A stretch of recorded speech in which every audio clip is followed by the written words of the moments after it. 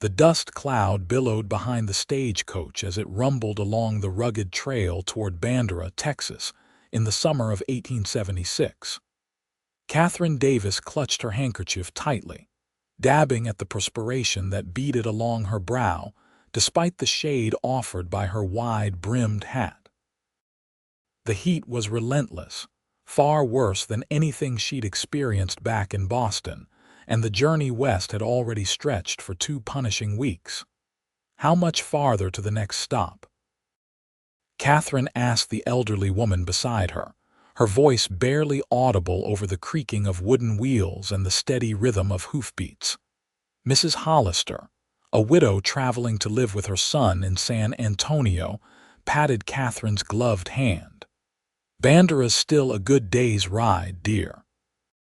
The driver mentioned we'll be stopping at Willow Creek to water the horses in about an hour. Katherine nodded weakly, trying to ignore the dizziness that had been plaguing her since sunrise. She'd been foolish to ration her water so severely, but the other passengers had warned her about the scarcity of clean water along this stretch of trail. At 23, she considered herself reasonably hardy despite her proper upbringing, but the Texas heat was proving to be a formidable adversary. The stagecoach hit a particularly deep rut, jolting the passengers. Katherine's vision swam, dark spots dancing before her eyes.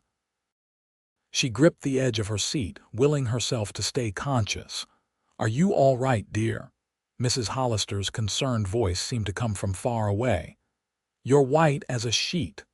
"I'm fine," Katherine whispered, though she was anything but.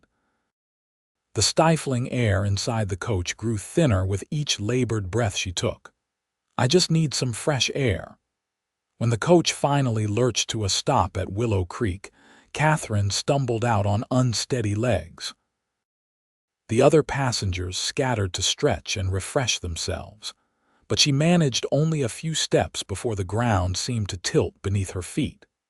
The last thing she remembered was the sound of rushing water from the nearby creek, and a male voice calling out in alarm before darkness claimed her. Quentin Powell reined in his stallion at the sight of the stagecoach pulled over by Willow Creek. He hadn't expected to encounter anyone else on this stretch of trail, especially not a Butterfield stage that should have been following the main road. The tall cowboy adjusted his hat against the punishing sun, his destination of San Antonio weighing on his mind. The cattle buyer wouldn't wait forever, and this deal could set him up properly as a rancher in his own right after years of working other men's land. He was about to continue on his way when a commotion near the creek caught his attention. A young woman in a travel-worn blue dress collapsed to the ground as fellow passengers scrambled toward her. Quentin dismounted in one fluid motion, his long legs carrying him quickly to the scene. "Stand back. Give her some air," he commanded, his deep voice cutting through the panicked chatter of the other travelers. He knelt beside the unconscious woman, noting her pale complexion and the heat radiating from her skin. Even in her disheveled state, he couldn't help but notice her beauty-delicate features framed by rich auburn hair that had come loose from its pins. "She's been looking poorly since we left Junction," the elderly woman hovering nearby explained. "Hardly touched her water or food since yesterday. Said she didn't want to slow us down with too many stops." Quentin frowned as he gently lifted the young woman's wrist to check her pulse. "She's suffering from heat exhaustion, needs water and shade, immediately." The stagecoach driver shuffled his feet uncomfortably. "We're already behind schedule, mister. Got a full coach and passengers waiting in Bandera." Quentin shot the man a hard look. "You're suggesting you'd leave her here in this condition? We could take her to Bandera," the driver offered, though without much conviction. "Doctor there could see to her." Quentin shook his head. "She needs immediate care, not more jostling in that coach. There's a small homestead about 2 miles back. My friend's family lives there. They can help." He made his decision in that instant, though it meant delaying his journey and possibly losing the cattle deal he'd worked months to secure. Some things were more important than business. "I'll take her," Quentin announced, already gathering the unconscious woman in his arms. "Can one of you hand me my canteen from my horse, and tell me her name at least?" The elderly woman hurried to comply. "Katherine Davis. She's traveling from Boston to teach at a school in Bandera. All her belongings are in that trunk." She pointed to a modestly sized leather trunk strapped to the back of the coach. The driver hesitated, then sighed heavily. "We can't wait around, but we'll leave her trunk at the Bandera Hotel. She can collect it when she's well enough." Quentin nodded, his mind already calculating what supplies he'd need and how long it might take to nurse this stranger back to health. "Tell them at the Crossed Spurs Saloon in Bandera that Quentin Powell will be delayed. They'll get word to the cattle buyer." With surprising gentleness for his large frame, Quentin lifted Katherine onto his horse, then mounted behind her, cradling her against his chest. "I'll see she gets proper care, madam," he assured the elderly woman, who looked genuinely concerned. "Once she's recovered, I'll personally ensure she reaches Bandera safely." As the stagecoach rumbled away, continuing its journey without them, Quentin turned his horse toward the Henderson homestead, the unconscious schoolteacher secure in his arms. The cattle deal would have to wait. Right now, saving Katherine Davis's life was all that mattered. The journey to the Henderson homestead seemed interminable. Katherine remained unconscious, her breathing shallow but steady. Quentin periodically moistened her lips with water from his canteen, careful not to give her too much at once. The Texas sun beat down mercilessly, and he kept his horse at a gentle pace to avoid jarring his precious cargo. "Hang on, Miss Davis," he murmured, though he doubted she could hear him. "Just a little farther now."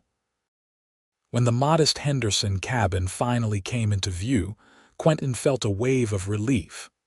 Smoke curled from the chimney, which meant someone was home. He guided his horse into the yard, and before he could call out, Martha Henderson emerged from the cabin, wiping her hands on her apron.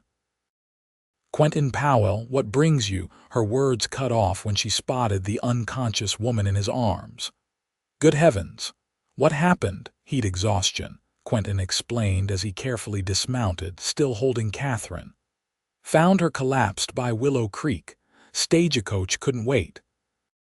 "I was hoping—" "Say no more," Martha interrupted, already holding the door open. "Bring her in. Thomas is out with the boys mending fences, but we'll manage." The Henderson home was modest but clean, with a main room that served as kitchen and living area and two small bedrooms off to the side. Martha quickly cleared the kitchen table, spreading a clean sheet over it. "Lay her here for now," she directed. "I'll prepare a bed in Sarah's old room." Quentin gently placed Katherine on the table, reluctant to relinquish his hold on her. "She's been unconscious for nearly an hour." "Her name's Katherine Davis, school teacher from Boston, heading to Bandera." Martha expertly checked Katherine's pulse and felt her forehead. "She's overheated and severely dehydrated. We need to cool her down and get some water into her, bit by bit." She grabbed a cloth, dipped it in cool water from a bucket, and began bathing Katherine's face and neck. "Help me remove her outer garments," Martha said practically. "These layers of clothing aren't doing her any favors in this heat." Quentin hesitated, his face coloring slightly. Martha gave him a knowing look. "I meant her jacket and boots, young man. I'll handle the rest once we get her to the bedroom. Now make yourself useful and fetch more water from the well." For the next hour, they worked together to bring Katherine's temperature down. Martha removed her restrictive clothing while Quentin waited outside, then called him back in to help move her to the small bedroom that had once belonged to the Hendersons' daughter. Katherine stirred slightly as they settled her on the bed, a soft moan escaping her lips. "That's it, dear," Martha encouraged, dabbing a cool cloth on her forehead. "Come back to us now." Catherine's eyelids fluttered open, revealing eyes of startling deep blue. She looked around in confusion, her gaze finally settling on Quentin, who stood awkwardly in the doorway. "Where?" Her voice was barely audible, dry and cracked. "You're safe," Martha assured her, helping her take a small sip of water. "This is our home. I'm Martha Henderson, and that tall drink of water by the door is Quentin Powell. He brought you here after you collapsed from heat exhaustion." Katherine tried to sit up but fell back weakly. "The stagecoach continued on to Bandera," Quentin said, stepping closer. "Your trunk will be waiting for you at the hotel there." A look of distress crossed Catherine's face. "But the school term. I'm supposed to start teaching next week." "Let's worry about getting you well first," Martha said firmly. "One more day of rest won't matter in the scheme of things." Catherine's eyes met Quentin's again, a mixture of gratitude and embarrassment in her gaze. "You missed your journey because of me." Quentin shrugged, trying to appear nonchalant despite the strange flutter in his chest when she looked at him. "Some things are more important than business deals, Miss Davis." "Katherine," she corrected softly. "Please call me Katherine." "Rest now, Katherine," Martha instructed. "We can talk more when you've recovered your strength." As Catherine's eyes drifted closed again, Quentin found himself reluctant to leave her side. There was something about this Eastern schoolteacher that intrigued him, a quiet strength beneath her refined exterior. Whatever business he'd missed in San Antonio, he couldn't bring himself to regret the decision that had brought Katherine Davis into his life. The next morning, Katherine awoke to sunlight streaming through unfamiliar curtains. For a moment, she lay still, trying to piece together her fractured memories. The stagecoach, the unbearable heat, the feeling of the world slipping away as she collapsed by Willow Creek, and then strong arms carrying her, a deep voice offering reassurance. She gingerly pushed herself up to sitting position, pleased to find her dizziness had subsided. Someone had dressed her in a simple cotton nightgown, and her hair had been loosely braided. On a chair beside the bed lay a folded dress that wasn't her own, simpler than her Boston attire, but clean and practical. A soft knock at the door preceded Martha Henderson's entrance. "Ah, you're awake, and looking much better, I must say." She carried a tray with a steaming cup and a bowl of what smelled like porridge. "Mrs. Henderson," Katherine greeted, remembering the kind woman from her brief moments of consciousness the previous day. "I can't thank you enough for your hospitality." Martha waved away her thanks. "Nonsense. Anyone would do the same. Besides, it was Quentin who brought you here. I just provided the bed and some basic nursing." She set the tray on Catherine's lap. "Now eat, but slowly. Your body needs to readjust." Katherine took a careful sip of the tea, sweetened with honey and surprisingly refreshing despite its warmth.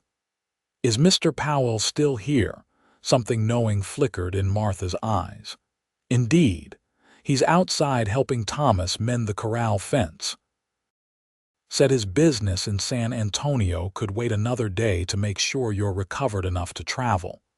Katherine felt a flush that had nothing to do with the heat. "That's very kind of him. He's already done so much, missing his journey because of me." "Quentin Powell is one of the good ones," Martha said, adjusting the curtains to let in more light. "Known him since he was knee-high to a grasshopper. His father and mine ranched neighboring properties until the drought of '62 took Pa's land. Quentin's been working toward his own spread for years now, saving every penny." Katherine listened with interest as she ate small bites of the porridge.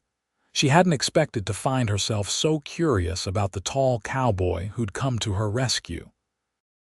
"I've left one of my daughter's dresses for you," Martha continued. "Sarah's married and living in Austin now, so she won't miss it. It's not as fine as your Boston clothes, I expect, but it'll be cooler and more practical for Texas."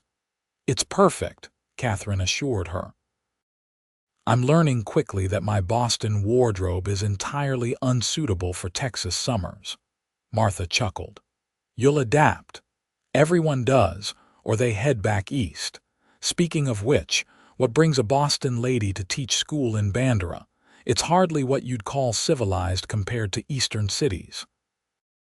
Katherine set down her spoon, considering how to answer.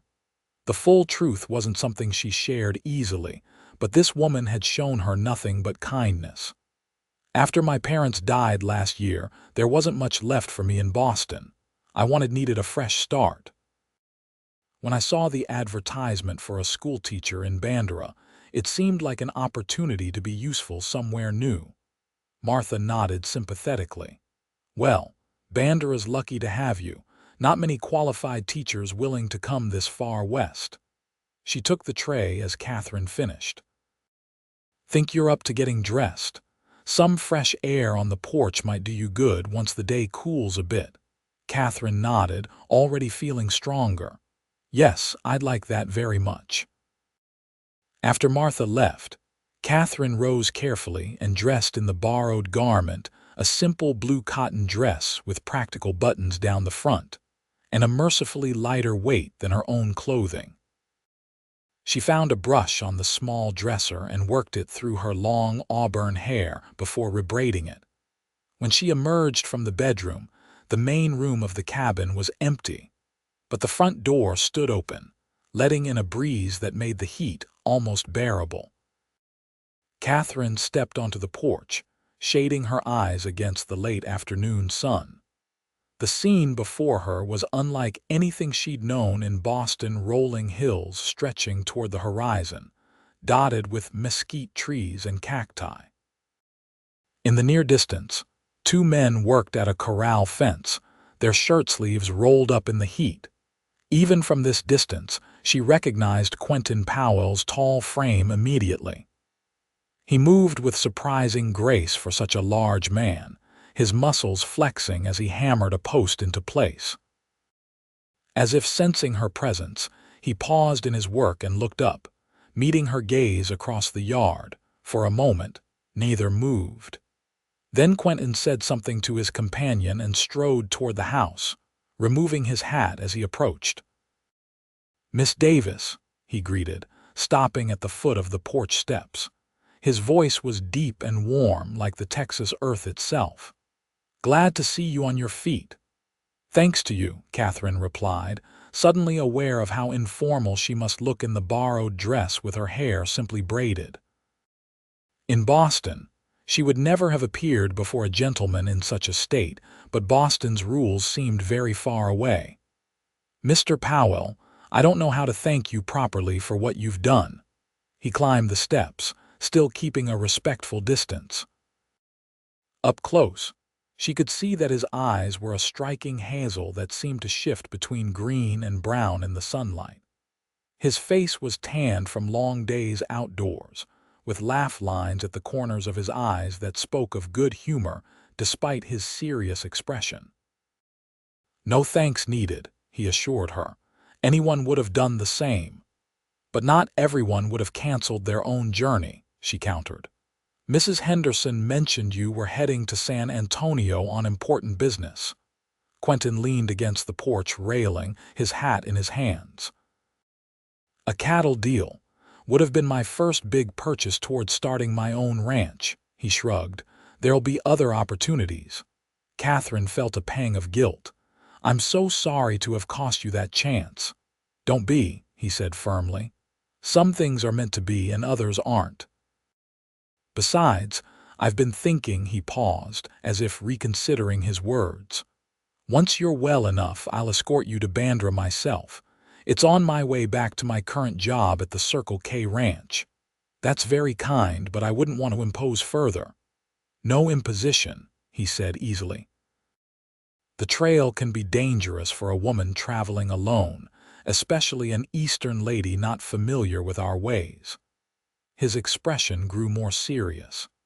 "If you don't mind my asking, what made you decide to come all the way to Bandera to teach school? It's a far cry from Boston." Katherine hesitated, then decided on a simplified version of the truth. After my parents died, I needed a change. The advertisement for a schoolteacher seemed like Providence. Quentin nodded, not pressing for more details. Well, Bandera's a good town. Rough around the edges, but good people for the most part. Before Katherine could respond, Martha appeared in the doorway. If you two are done getting acquainted, dinner's nearly ready.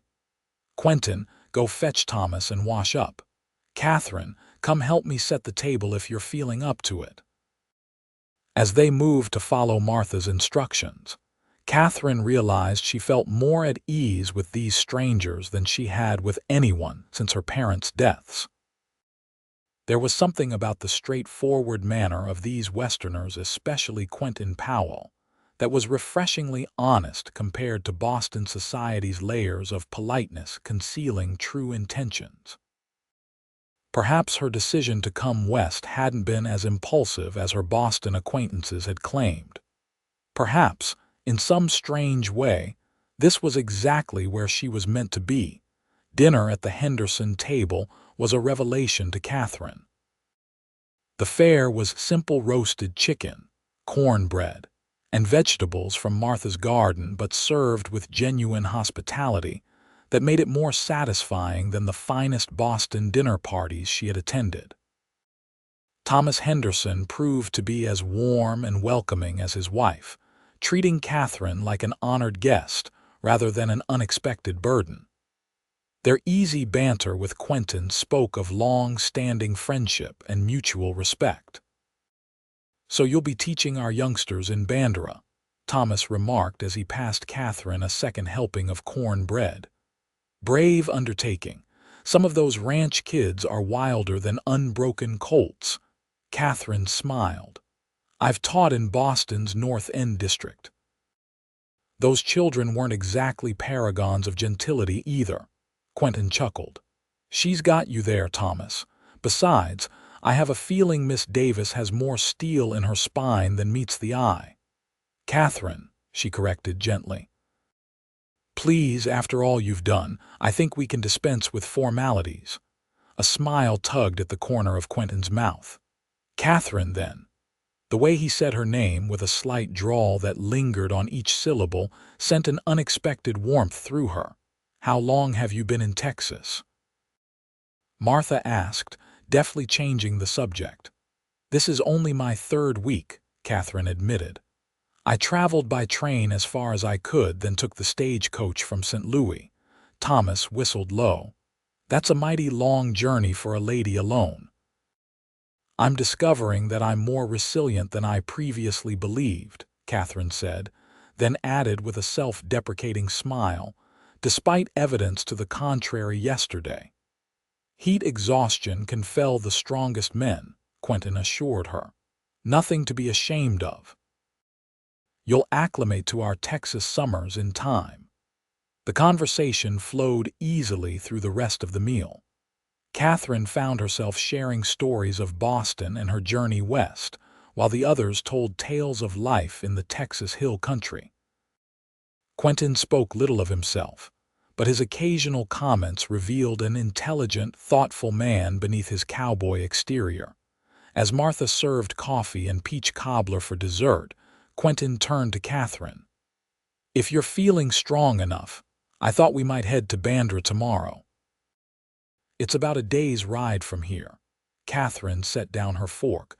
"I wouldn't want to delay you further, but yes, I should be well enough to travel." She glanced at Martha. "Though I hate to leave such pleasant company so soon." Martha patted her hand. "You're welcome any time, dear. But I know you're anxious to get settled before school starts." "There is the matter of transportation," Katherine said hesitantly. "I understand the stagecoach has continued on without me." "I've given that some thought," Quentin said. "Thomas has a gentle mare he's willing to lend us. She's not as spirited as my stallion, better suited for a lady's riding." Thomas nodded in confirmation. "Daisy's as calm as they come. Even Katherine's Eastern riding experience should be sufficient." Katherine bit her lip. "That's very generous, but I should confess that my riding experience is rather limited. Boston ladies typically ride in carriages, not on horseback." A moment of silence followed this admission as the three Texans exchanged glances. "Well then," Quentin finally said, "you'll just have to ride with me. Stryker can easily carry us both to Bandera." Katherine felt her cheeks warm at the suggestion of such close proximity. "I couldn't possibly. It's either that or I fashion a travois to drag behind the horse," Quentin said practically. "And that would make for a much rougher journey." Martha came to her rescue. "Don't worry, dear. It's perfectly proper under the circumstances. Besides, Quentin's a gentleman despite his rough appearance." Quentin feigned offense. "I bathed just last month, I'll have you know."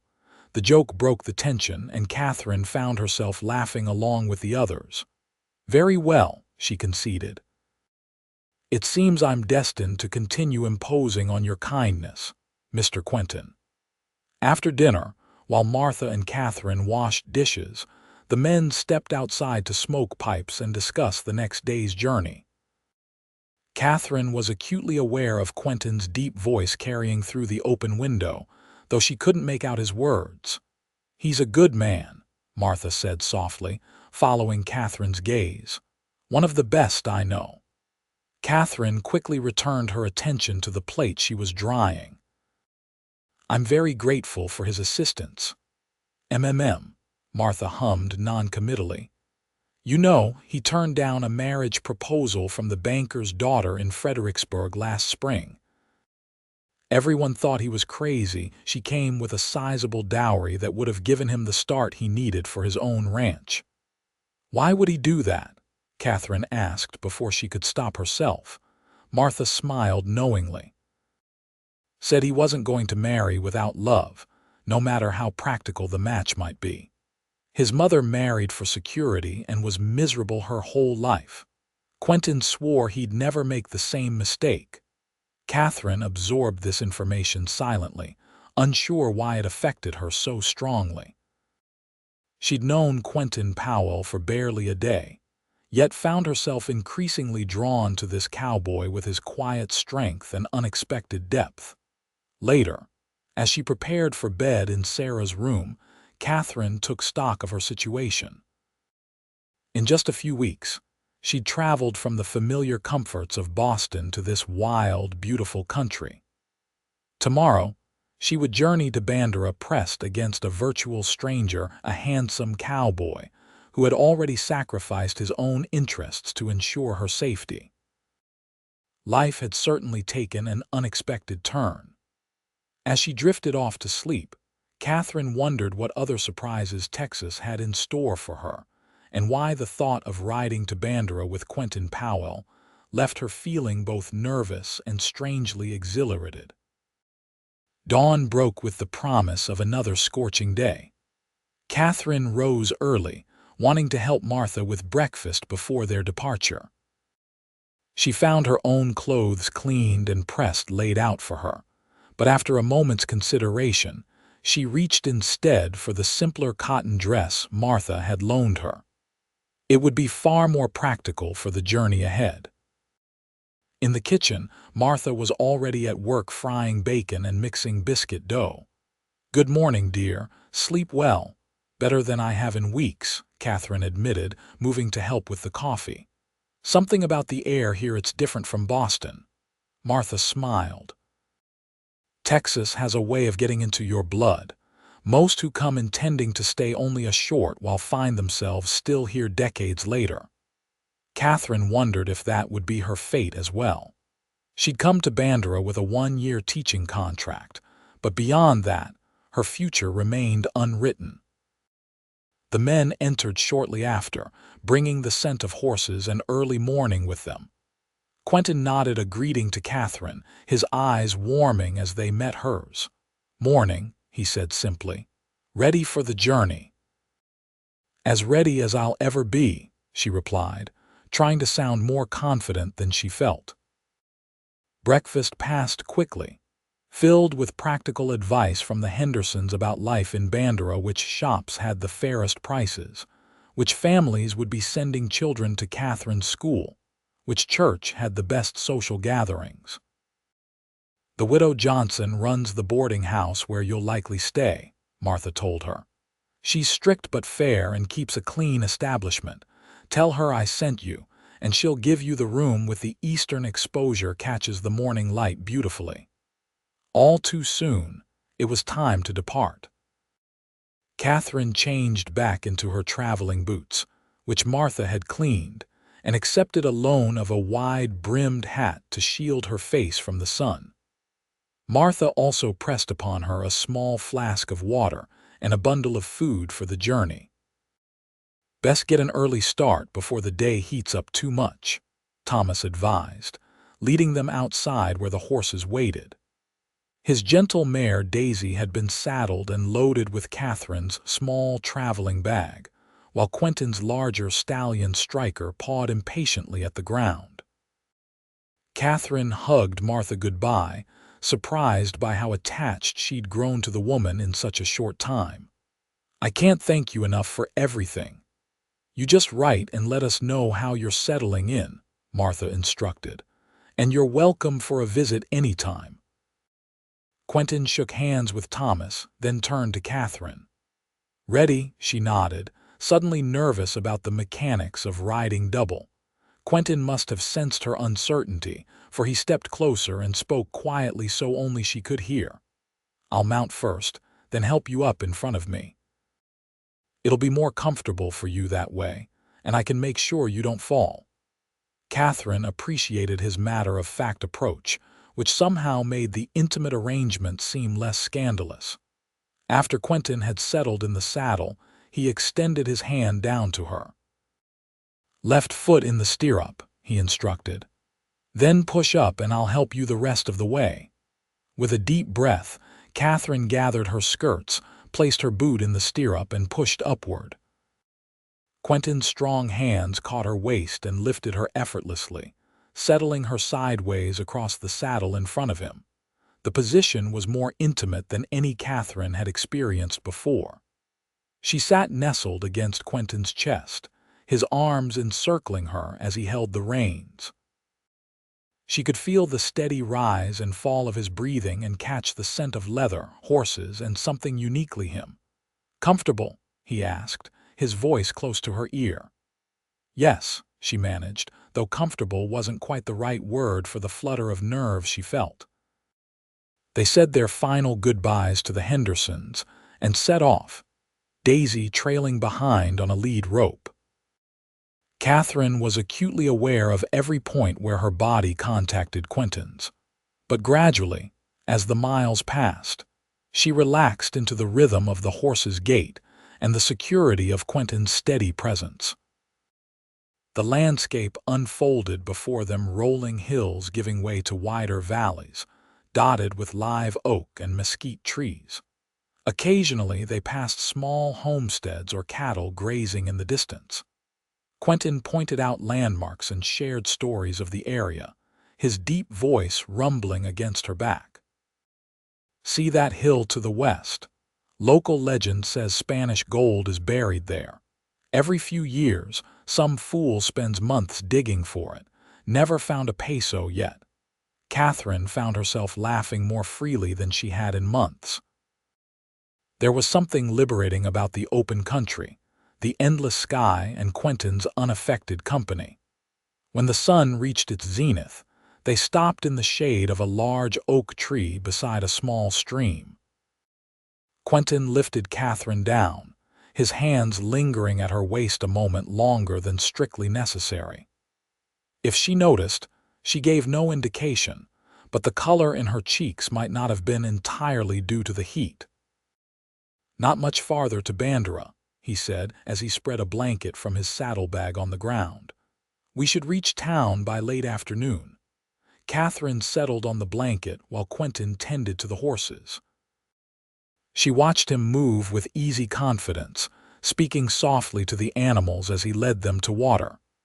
"How long have you been a cowboy?" she asked when he joined her on the blanket, accepting a piece of bread and cheese from the bundle Martha had provided.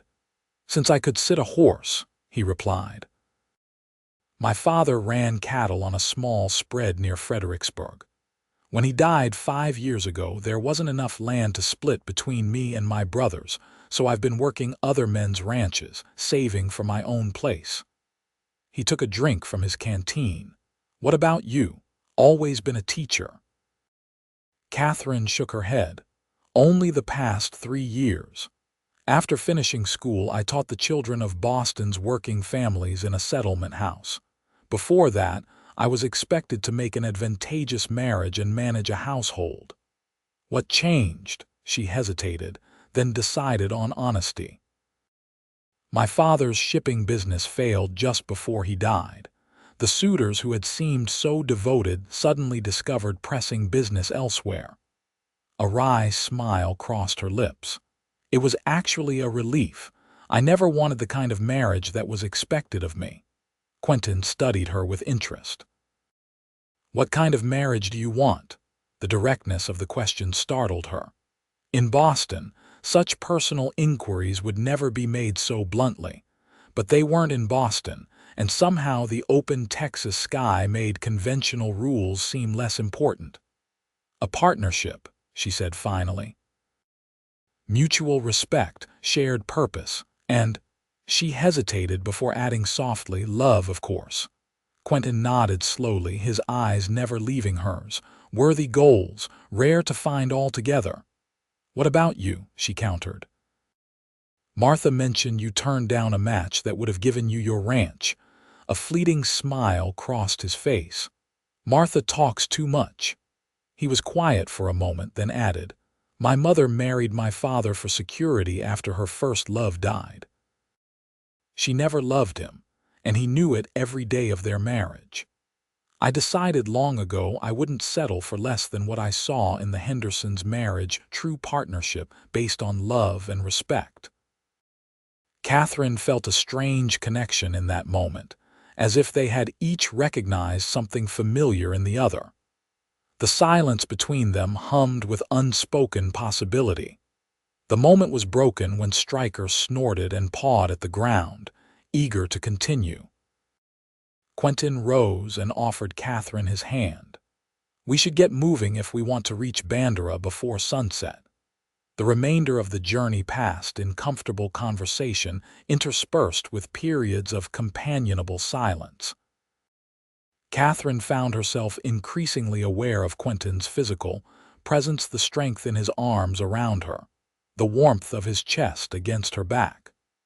Occasionally their hands would brush as he adjusted the reins, sending unexpected shivers through her despite the heat. As the sun began its descent toward the horizon, the trail wound up a gentle rise. When they crested it, Quentin reined Stryker to a stop. There it is, he said softly. Bandera. Below them stretched a small but thriving town nestled in a valley alongside a river. Katherine could make out a main street lined with buildings, a church steeple, and scattered houses radiating outward. It's lovely, she breathed, suddenly both excited and apprehensive about her new home.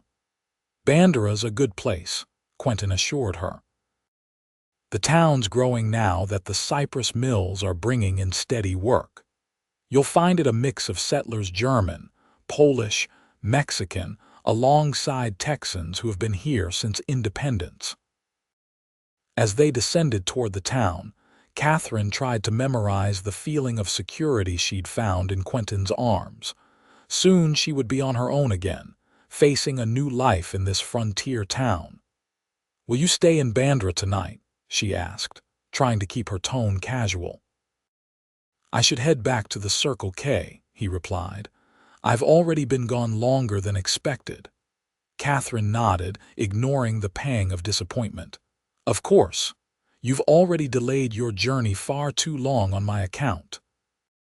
Quentin was quiet for a moment, then said, The Circle K takes only half a day's ride from here. I come into Bandera regularly for supplies. His voice took on a careful neutrality that somehow conveyed more than his words. Perhaps I could call on you sometime, see how you're settling in. Katherine's heart quickened at the suggestion. I'd like that, she said softly. They rode into town just as the late afternoon shadows lengthened across the dusty Main Street. Katherine was aware of curious glances directed their way, a newcomer arriving on the same horse as Quentin Powell was surely fodder for town gossip. Quentin guided Stryker directly to a tidy two-story clapboard building with a sign identifying it as Johnson's boarding house. He dismounted first, then reached up to help Katherine down. Her legs felt unsteady after the long ride, and she gripped his arms to steady herself. "Thank you," she murmured, suddenly shy as reality reasserted itself. "For everything." The door to the boarding house opened before Quentin could respond, revealing a silver-haired woman with a stern face that softened as she recognized him. "Quentin Powell, as I live and breathe," she said, descending the steps to greet them. "And who might this be, Mrs. Johnson? This is Miss Katherine Davis," Quentin introduced them. "She's the new school teacher. Had some trouble on the trail, heat exhaustion. The stage continued without her, but her trunk should have been delivered here." Mrs. Johnson's sharp eyes took in Katherine's borrowed dress and the circumstances of her arrival with swift assessment. To Katherine's relief, she merely nodded. "Yes, your trunk arrived yesterday. I've prepared the east room for you, best in the house for a school teacher." She turned to Quentin. "You staying for supper? Just about to ring the bell." Quentin hesitated, glancing at Katherine. "I should really get back to the Circle K."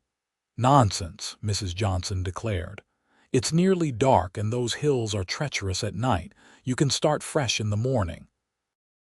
She turned and marched back toward the house, clearly expecting them to follow. Katherine couldn't help but smile at the woman's commanding manner. "I think you've been overruled."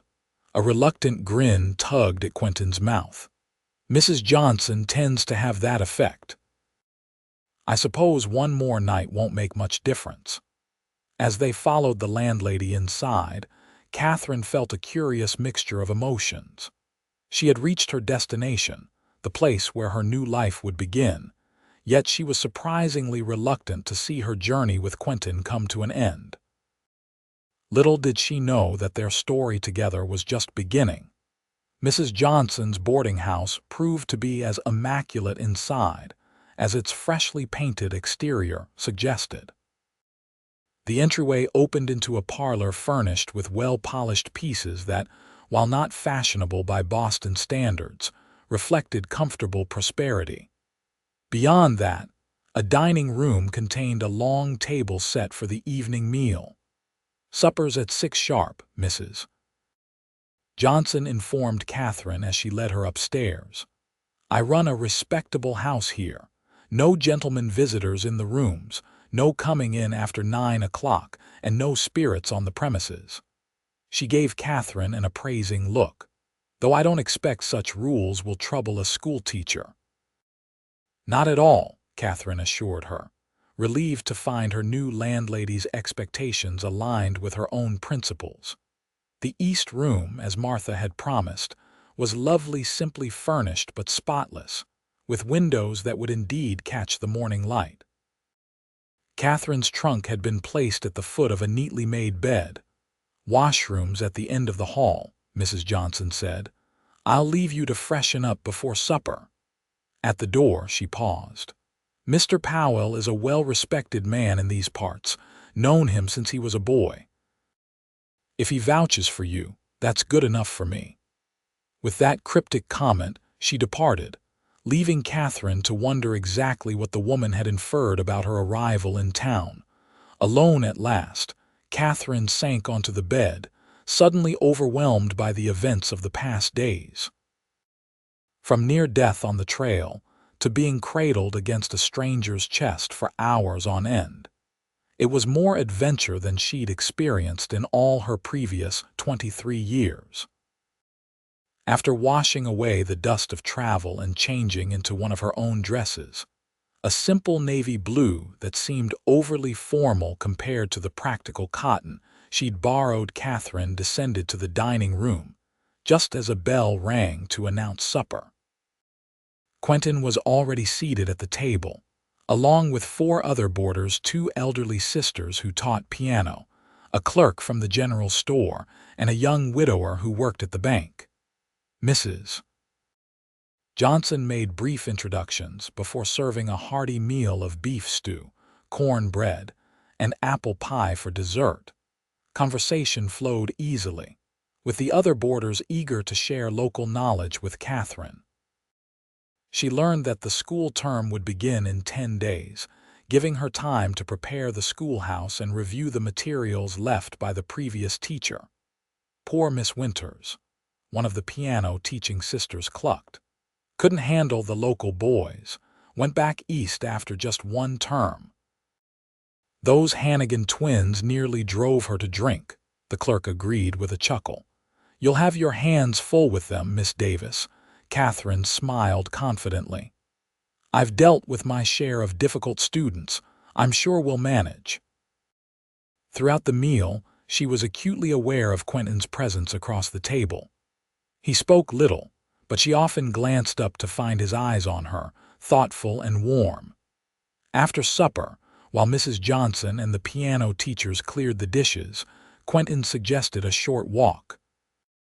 Thought you might like to see a bit of the town before it gets dark, he offered. They strolled down Bandera's main street as the last golden light of day faded. Quentin pointed out the important buildings, the general store, the bank, the saloon, which he noted with amusement she would not be expected to frequent. And finally, at the end of the street, the schoolhouse. It was a simple 1-room building with a small bell tower, freshly painted white with green shutters. Katherine paused before it, a flutter of anticipation rising in her chest. It's perfect, she breathed. Quentin watched her face, something softening in his expression. It's been the heart of this community since it was built 15 years ago. First thing they put up after the sawmill and church. Katherine turned to him, suddenly needing to explain herself. I know it must seem strange, a Boston lady coming all this way to teach in a frontier town. Not strange, he corrected. Brave. The simple words, spoken with such sincerity, touched something deep within her. Before she could respond, the church bell rang out the hour. Mrs. Johnson will be locking the doors soon, Quentin reminded her. We should head back. They walked in silence for a few moments before Katherine gathered her courage. You mentioned you might call on me sometime. If you'd welcome such a visit, he said carefully. I would. She hesitated, then added, very much. They had reached the boarding house steps. In the gathering dusk, Quentin's face was partly shadowed, but she could see the way his eyes crinkled slightly at the corners when he smiled. Then, I'll be sure to find a reason to come to town soon. For a breathless moment, Katherine thought he might take her hand, perhaps even kiss it as a Boston gentleman might. Instead, he simply touched the brim of his hat in a respectful gesture that somehow felt more meaningful than any formal courtesy. Good night, Katherine, he said softly. Sleep well. Good night, Quentin, she replied, her voice barely above a whisper. She watched him walk toward the livery where he would spend the night before continuing to the Circle K in the morning. Only when he had disappeared from view did she turn and enter the boarding house, aware that something significant had shifted in her world, something that had nothing to do with her new position or the town of Bandera, and everything to do with a cowboy with hazel eyes who had canceled his journey to save her life. The next morning, Katherine woke to sunlight streaming through her eastern windows just as Martha had promised. For a moment, she lay still, orienting herself to her new surroundings. This room, this town would be her home now, at least for the next year.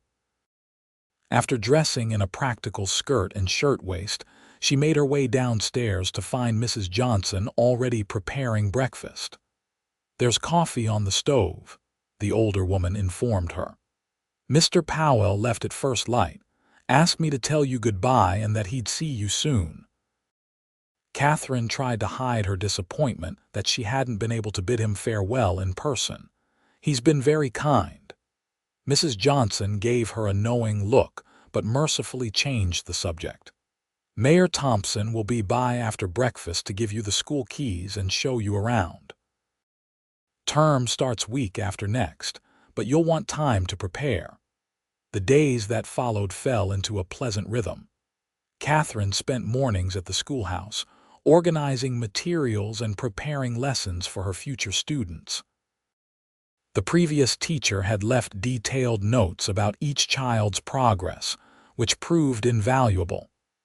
In the afternoons, she explored Bandera, gradually becoming familiar with its shops and residents. The townspeople were welcoming, if curious about the new Boston school teacher. Many stopped by the schoolhouse to introduce themselves, often bringing small welcoming gifts, fresh eggs, a jar of honey, homemade preserves. By the end of her first week, Katherine had met the parents of most of her future students and felt increasingly confident about her decision to come west. She found herself thinking of Quentin often, wondering when he might make good on his promise to visit. Each day, she caught herself looking up eagerly whenever the door to the schoolhouse opened, hoping to see his tall frame filling the doorway. On the Friday before school was to begin, Katherine was arranging books on shelves when she heard the unmistakable sound of horses' hooves stopping outside. Her heart quickened, but she forced herself to continue her task, not wanting to appear too eager if it was indeed Quentin. Heavy footsteps crossed the porch, followed by a knock at the open door. Katherine turned to find Quentin standing in the doorway, hat in hand. He looked even more handsome than she remembered, his tall frame filling the entrance, hair slightly tousled from riding. "Good afternoon, Miss Davis," he greeted her formally, though his eyes held a warmth that was anything but formal. "I hear you're settling in well." Katherine set down the books she'd been holding, suddenly aware of her ink-stained fingers and disheveled hair. "Mr. Powell." What a pleasant surprise. He stepped into the schoolhouse, looking around with approval at the changes she'd made. New maps hung on the walls, the desks had been arranged in neat rows, and wildflowers brightened a vase on her desk. "Place has never looked better," he commented. "The children are in for quite a change." "I hope it will be a positive one," she replied. "I've heard rather alarming stories about my predecessor's struggles." Quentin chuckled. Miss Winters was a bit rigid, expected frontier children to behave like little lords and ladies. "I suspect you'll have a better approach." Katherine found herself warmed by his confidence. "What brings you to Bandera today?" she asked, hoping her tone conveyed casual interest rather than the eagerness she felt. "Supply run for the ranch," he explained. "And—" He hesitated, then continued more softly, "I wanted to see how you were faring." "I'm well," she assured him. "Everyone has been very kind. I'm glad to hear it." He seemed to be gathering his thoughts, uncharacteristically hesitant. "I was wondering if you might join me for dinner this evening. The hotel dining room serves a decent meal." Katherine's heart leapt at the invitation. In Bandera's small community, dining together at the hotel would be considered a courtship gesture, not something to be taken lightly. The knowledge that Quentin was making his interest so public both thrilled and slightly alarmed her. "I'd be delighted," she said, surprised by the steadiness of her voice despite her racing pulse. His face relaxed into a smile that transformed his rugged features. "I'll call for you at the boarding house at 6 if that suits you." "Perfectly." After he left, Katherine found it difficult to concentrate on her remaining tasks. When she returned to the boarding house to prepare for the evening, she spent far more time than usual selecting a dress, finally settling on a deep green that complemented her auburn hair and brought out the gold flecks in her eyes. "Mrs. Johnson raised an eyebrow but made no comment when Katherine appeared in the parlor precisely at 6, just as Quentin arrived to escort her. The hotel dining room was Bandera's finest establishment, which wasn't saying much by Boston standards, but Katherine found its simple elegance charming.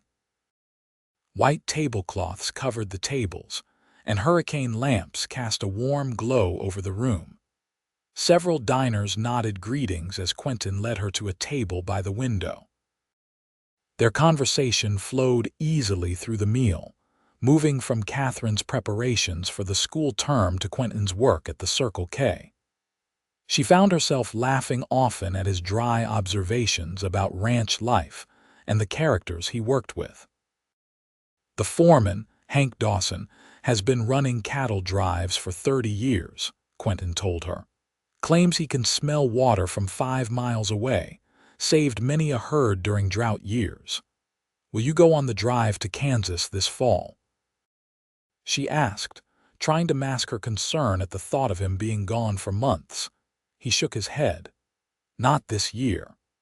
I've been offered a position managing the ranch owner's new property near Bandera. It would mean staying in one place, overseeing operations rather than riding the trail. That sounds like a good opportunity, Katherine observed, her pulse quickening at the implication that he would be based near town. It is. He hesitated, then added quietly, especially given recent developments.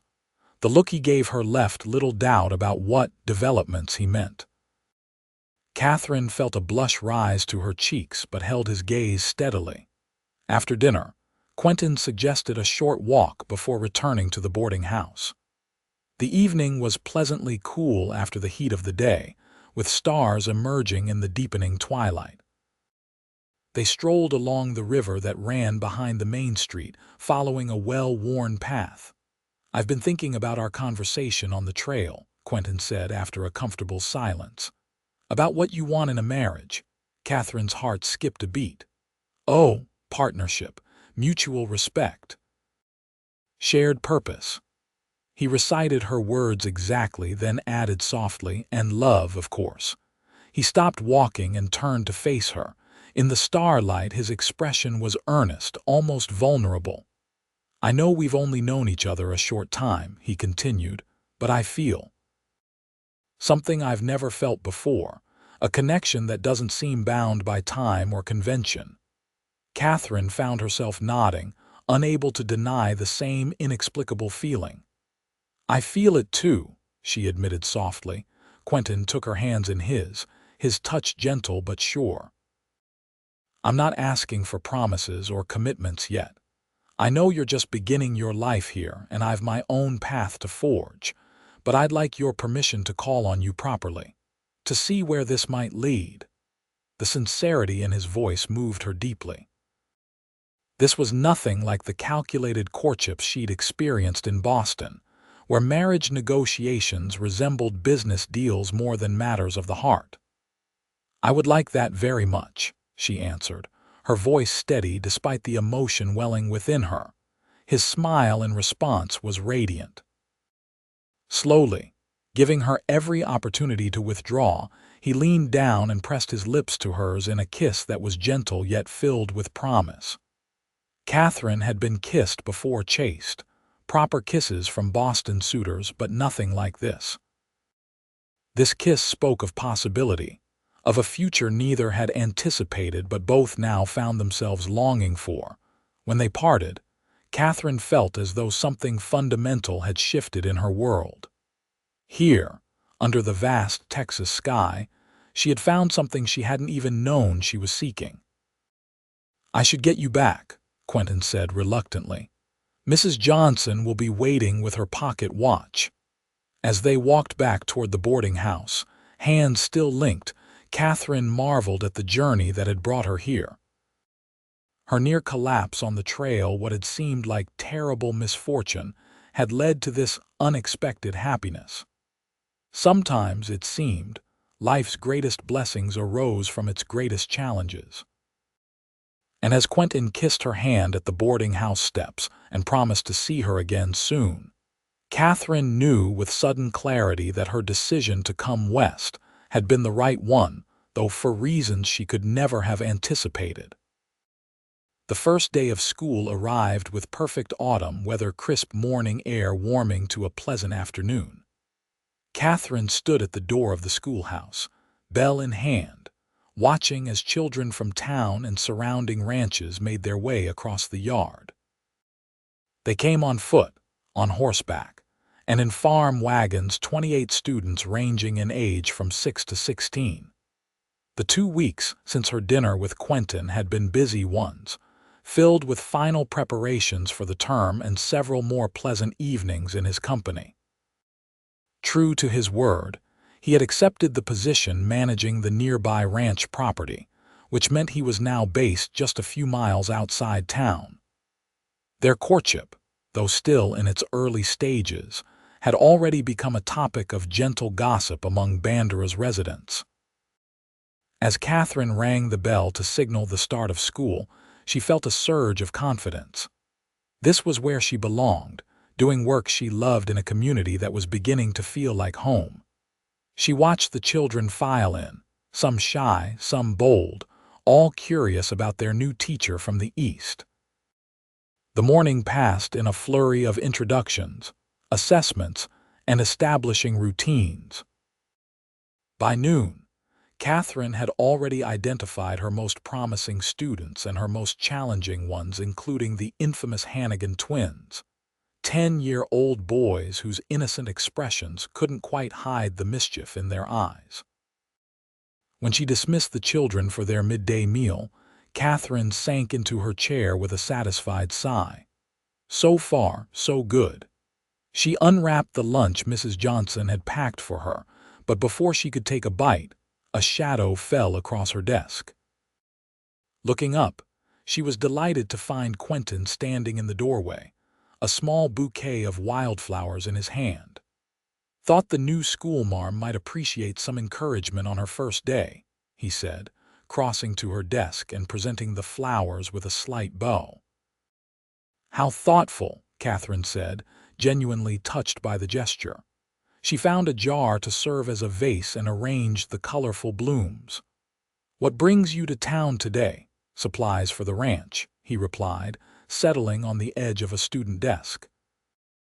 "And the hope of escorting a certain schoolteacher to dinner this evening if she's not too exhausted from wrangling young minds." Katherine smiled. "I'd be delighted. The day has gone surprisingly well, actually." "No surprise to me," Quentin said confidently. "You were born to teach, Katherine. I saw it the moment you started talking about your students in Boston." His unwavering faith in her abilities warmed her heart. Before she could respond, the door burst open and several students returned, stopping short at the sight of a visitor. "Mr. Powell," exclaimed one of the Hannigan twins, Timothy or Thomas. Katherine still couldn't tell them apart. "Did you bring your rope? You promised to show us that trick," Quentin laughed. "Not today, boys. I'm just paying a quick visit to Miss Davis." The children exchanged knowing glances that made Katherine blush. News traveled fast in small towns, and her developing relationship with Quentin was clearly common knowledge even among her students. "Miss Davis is the best teacher ever," declared a small girl named Emma, who had already attached herself to Katherine's side throughout the morning. "She doesn't make us sit still all day like Miss Winters did." "Is that so?" Quentin's eyes twinkled as they met Katherine's. "Well, then you children are very fortunate." More students began filing in, each greeting Quentin with familiar ease. Katherine was struck by how well respected he was, even among the children. It spoke volumes about his character and standing in the community. As the afternoon bell approached, Quentin took his leave, confirming he would collect her at 6 for dinner. The warm glance they shared before he departed did not go unnoticed by her observant pupils, who giggled behind their hands. "Miss Davis has a beau," sang out one of the older girls teasingly. Katherine clapped her hands for attention, managing to keep her expression stern despite her inner smile.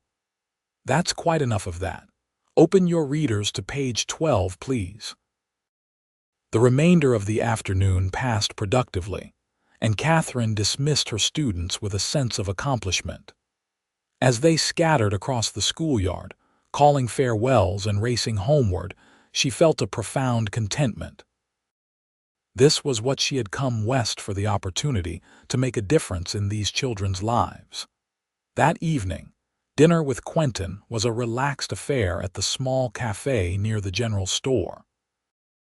They sat at a corner table, Katherine enthusiastically recounting her first day while Quentin listened attentively, occasionally offering insights about particular students' families.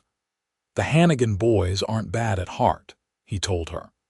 "Their father died in a mill accident 2 years ago. Their mother's doing her best, but boys that age need a firm hand." Katherine nodded thoughtfully. "I notice they're quite bright, especially in arithmetic. I'm thinking of giving them special projects to channel that energy."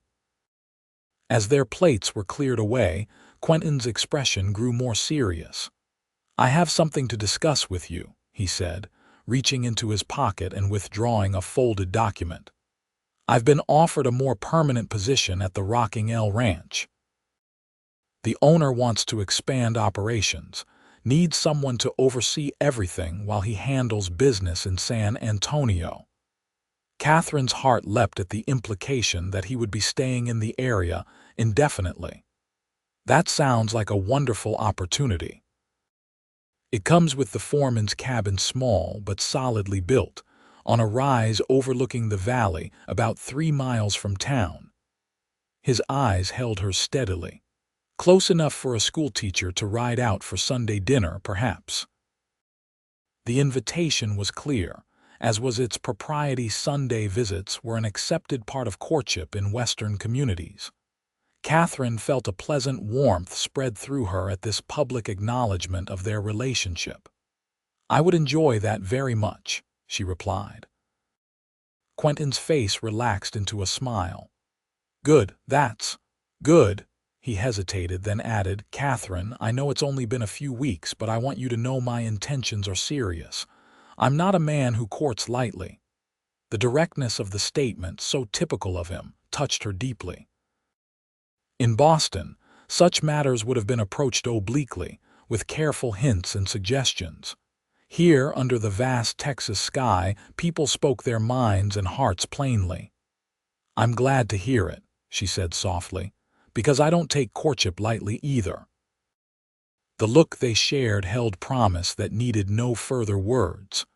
Whatever path lay ahead for them, they would walk it together. As summer turned to fall, Katherine found herself settling comfortably into life in Bandera. Her days were filled with teaching, while her evenings and weekends increasingly involved Quentin's company. True to his invitation, she began riding out to the Rocking L on Sundays after church for dinner in the foreman's cabin. The cabin itself charmed her, a solid 2-room structure with a stone fireplace and large windows offering views across the rolling hills. Quentin had added personal touches. Bookshelves filled with volumes of history and poetry that revealed a thoughtful mind, a comfortable rocking chair on the porch, wildflowers in a mason jar on the table. He was a surprisingly good cook, having learned out of necessity during his years on the trail. These Sunday afternoons became precious to Katherine. They would eat, then talk for hours or sometimes ride together across the ranch property, Quentin pointing out landmarks and sharing his plans for improving the operation. Occasionally, they would simply sit on the porch, watching the sunset paint the hills in gold and crimson. It was on such an evening in late October, with autumn's chill sharpening the air, that Quentin finally spoke the words Katherine had begun to hope for. They sat side by side on the porch steps, a quilt draped around their shoulders against the evening's coolness. The sunset had been particularly spectacular, and a comfortable silence had fallen between them as the first stars appeared. "I've been thinking," Quentin said finally, his voice thoughtful in the gathering dusk, "about what brought us together. Katherine turned to look at him, her face softened by the last light of day. "You mean my foolish collapse on the trail?" he smiled, reaching for her hand. "Not foolish. Providential, perhaps." His fingers intertwined with hers, warm and strong. "If you hadn't fainted that day, I would have continued to San Antonio, made my cattle deal, probably be running my own small spread by now." "You gave up a lot to help a stranger," Katherine observed softly. "And gained everything that matters." Quentin shifted to face her more directly. "Katherine, these past months have been the happiest of my life. I knew from that first day when you opened your eyes in the Hendersons' home and immediately worried about being late for the school term that you were someone special. Your strength, your kindness, your dedication to those children." He paused, seeming to gather his courage. "I love you. I think I began loving you the moment I carried you in my arms to safety, and every day since has only deepened that feeling." Katherine's heart soared at the words, though they were not entirely unexpected. Their courtship had progressed with the steady certainty that characterized Quentin himself. "I love you too," she replied, the words coming easily, naturally. "More than I thought possible in such a short time." Quentin stood, drawing her up with him, then to her surprise, knelt on the porch step before her. From his pocket, he withdrew a small ring, a delicate silver band set with a modest diamond that caught the last light of day. "It was my grandmother's," he explained. "Not fancy, but given with all the love in my heart." His voice was steady, but Katherine could see the emotion in his eyes as he continued. "Katherine Davis, would you do me the honor of becoming my wife? Of building a life together here, teaching the children you love while I work to make this land prosper?" Tears of joy welled in Katherine's eyes. "Yes," she whispered, then more firmly, "Yes, Quentin, nothing would make me happier." He slipped the ring onto her finger, then rose to take her in his arms. Their kiss was tender at first, then deepened with the promise of the life they would share. When they finally parted, both were smiling through tears of happiness. "When?" Quentin asked simply. Katherine considered the practical matters. "The school term ends in May. Perhaps early June. That would give us time to prepare and she blushed slightly. "And I'd like to be married in the church here, with the community we've both come to love." Quentin nodded, clearly pleased by the suggestion. "June it is, then, though it will be the longest 7 months of my life." Katherine laughed, joy bubbling within her. "We'll have Sunday dinners and evenings in town. The time will pass before we know it." As they stood together on the porch of what would soon become their home, Katherine marveled at the journey that had brought her here. From the moment she'd fainted on the trail to this promise of a shared future, it seemed both miraculous and somehow inevitable. The coming months would be busy with teaching and wedding preparations, but as Quentin's arms encircled her beneath the star-strewn Texas sky, Katherine knew she had found her true home not in a place, but in the heart of the man who had canceled his journey to save her life. Word of their engagement spread quickly through Bandera. The community, which had watched their courtship with approving interest, responded with genuine delight. Katherine's students made her a congratulatory banner that hung in the schoolhouse for a week, while Mrs. Johnson surprised them with a special dinner at the boarding house, inviting several prominent citizens to celebrate. In the months that followed, Katherine divided her time between her teaching duties and preparations for her future life as Mrs. Quentin Powell.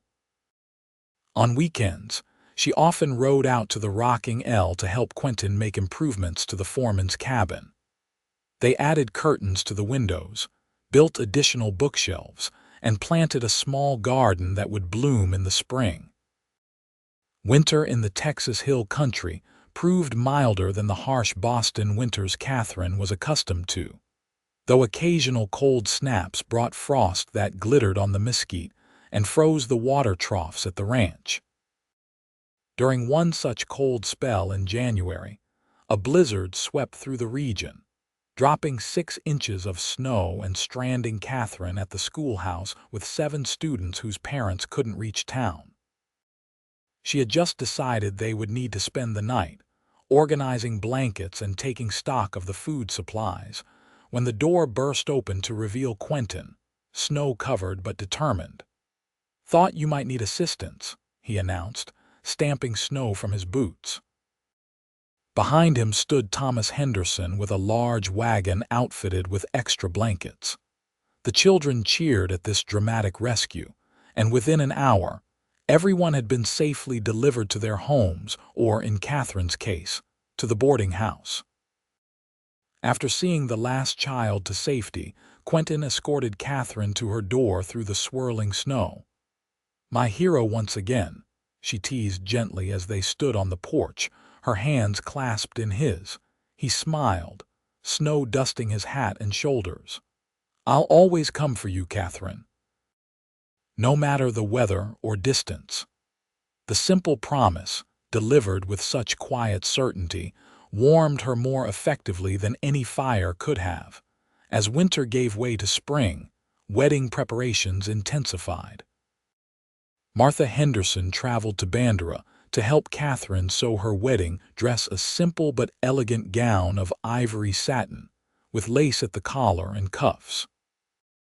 Katherine's students insisted on being involved, the girls helping to fashion paper flowers for decorations while the boys, under Quentin's direction, built an arch for the ceremony that would later stand in the garden of their home.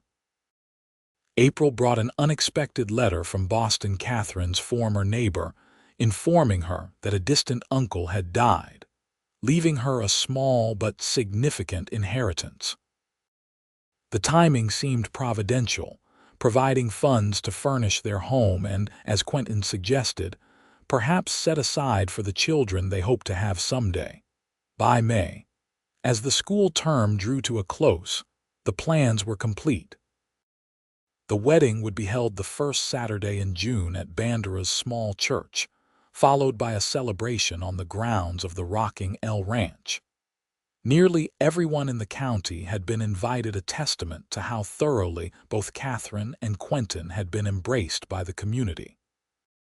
On the morning of her wedding day, Katherine woke early in her room at the boarding house. Sunlight streamed through the eastern windows as it had that first morning, but today, it seemed to carry special significance, illuminating not just a new day but a new life. Mrs. Johnson and Martha Henderson helped her dress, the older women sharing stories of their own weddings long ago. When they had finished arranging her hair with sprigs of wildflowers, Martha handed her a small box. "From Quentin," she explained. "He asked me to give it to you this morning." Inside, Katherine found a delicate silver locket. When she opened it, she discovered a tiny painting on one side, the oak tree at Willow Creek where she had fainted that fateful day. On the opposite side was inscribed, "Where our journey began, Q." Tears welled in Katherine's eyes as Martha fastened the locket around her neck. "It's perfect," she whispered. The church was filled to capacity when Katherine arrived. As the simple melody of "Beautiful Dreamer" filled the air, played on the piano by one of the boarding house sisters, she walked down the aisle on Thomas Henderson's arm. Her students lined the pews, the girls holding small bouquets of wildflowers matching her own. At the altar stood Quentin, more handsome than she had ever seen him, in a new black suit, his hair neatly trimmed for the occasion. The look of wonder on his face as she approached was everything Katherine could have wished for. The ceremony was brief, but heartfelt. They exchanged traditional vows, their voices steady and sure. When the minister pronounced them husband and wife, Quentin's kiss was tender yet filled with promise that brought a blush to Katherine's cheeks and appreciative chuckles from the congregation. The celebration at the ranch lasted well into the evening. Tables had been set up under the oak trees, laden with food contributed by nearly every family in the county. There was music and dancing, laughter and a few happy tears, as the community celebrated not just a wedding but the union of two people who had come to represent the best of Bandera. As sunset painted the sky in brilliant hues of orange and gold, Quentin led Katherine away from the festivities to a quiet spot overlooking the valley. In the distance, they could see the lights of Bandera twinkling like earthbound stars. "Happy, Mrs. Powell?" he asked, his arm around her waist. "Completely," she assured him, leaning into his embrace. "Though it still seems miraculous, doesn't it, that I should faint on the trail precisely when you were passing by?" Quentin smiled, pressing a kiss to her temple. "Perhaps it was fate or providence. All I know is that the moment I saw you, something changed in me. Caring for you wasn't a choice, it was as necessary as breathing." Katherine turned in his arms to face him, her expression serious despite her happiness. "You gave up your dream for me, the cattle deal, your own ranch." "No," he corrected gently, cupping her face in his hands. "I found a better dream. This ranch, this life, with you by my side, it's more than I ever hoped for." As twilight deepened around them, they shared a kiss that held all the promise of their future together, a future born from a moment of weakness that had led to extraordinary strength. A feint on the trail that had led to a love neither could have anticipated, but both now cherished above all else. 5 years later, the sound of children's laughter floated through the open windows of the rocking L Ranch house on a perfect June afternoon. Katherine Powell stood at the kitchen counter, putting final touches on a cake decorated with wildflowers.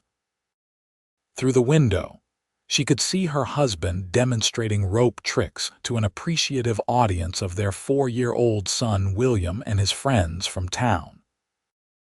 In the 5 years since their wedding, the modest foreman's cabin had expanded into a proper ranch house, with a wide porch wrapping around 3 sides and rooms enough for their growing family. Quentin had proven himself so capable that, when the ranch owner decided to retire the previous year, he had offered Quentin the opportunity to buy the property on favorable terms. With Katherine's inheritance and their combined savings, they had managed the down payment, fulfilling Quentin's long-held dream of owning his own land. Katherine still taught at the Bandera school, though she had taken a year off after William's birth. Now, with another child due in the fall, she was considering hiring an assistant teacher to share the responsibilities. She smiled as Quentin's gaze met hers through the window. Even after 5 years of marriage, that simple connection could still send warmth spreading through her. He excused himself from the children and entered the kitchen, crossing to her side in a few long strides. "Need any help with that cake?" he asked, slipping an arm around her expanding waistline. "I think I've managed," she replied, leaning into his embrace. "Though I'm not sure it will survive William and his friends for long," Quentin chuckled. "They've been running off steam all afternoon. Between Thomas Hannigan teaching them to whistle and me showing off with the rope, we've created monsters." Katherine laughed. The Hannigan twins, now 15, had transformed from potential troublemakers to responsible young men under her tutelage. Thomas, especially, had taken a special interest in William, treating him like a younger brother. "Hard to believe it's been 5 years today," Quentin mused, his voice softening as he pressed a kiss to her temple. "The best 5 years of my life," Katherine assured him, turning in his arms to face him. "Though I still maintain that fainting on the trail was not my finest moment." "Disagree," Quentin countered with a grin. "Best thing that ever happened to me was finding you half dead from heat exhaustion." Before she could retort, William burst through the door, followed by his friends. "Mama, Papa, Mr. Hannigan's here with the puppies." Sure enough, Thomas Hannigan appeared in the doorway, holding a squirming burlap sack. "Mrs. Powell, Mr. Powell," he greeted them respectfully. "Our Daisy had puppies last month. Thought William might like to have first pick, seeing as it's your anniversary and all." The children crowded around as Thomas carefully emptied the sack onto the kitchen floor, revealing 3 wriggling puppies. William's delight was immediate and vocal, while his friends offered enthusiastic advice about which one he should choose. Katherine shot Quentin a questioning look, which he answered with a slight nod. They had discussed getting a dog for William, though they hadn't planned on it quite so soon. "Thank you, Thomas," Katherine said warmly. "That's very thoughtful." As the children cooed over the puppies, more guests began arriving for the anniversary celebration. Martha and Thomas Henderson, now regular visitors to the ranch, were among the first, followed by Mrs. Johnson and many of the families from town whose children Katherine had taught over the years. The gathering moved outdoors as the afternoon progressed, with tables set up under the oak trees just as they had been for the wedding reception 5 years earlier. There was music and dancing, abundant food, and the easy camaraderie of a community that had become extended family. As the sun began its descent toward the horizon, Quentin found Katherine sitting on the porch swing, taking a moment's rest from the festivities. He settled beside her, taking her hand in his. "Happy anniversary, my love," he said softly, pressing a small package into her palm. Katherine unwrapped it to find a charm for her locket, a tiny silver schoolhouse. "It's perfect," she breathed, leaning over to kiss him tenderly. "I'm afraid my gift to you isn't quite ready yet." She placed his hand on her rounded stomach, "but she should arrive in about 3 months." Quentin's eyes widened. Katherine nodded, a secretive smile playing at her lips. "Dr. Morgan seems quite certain this time. We're going to have a daughter." Joy spread across Quentin's face, followed quickly by a look of tender concern. "How are you feeling? Should you be resting more?" "Perhaps we should have postponed the party," Katherine laughed, cutting off his worries with another kiss. "I'm perfectly fine, stronger than I was with William. And besides," she added, gesturing to the gathering of friends and neighbors, "how could we miss celebrating with the people who have shared our journey?"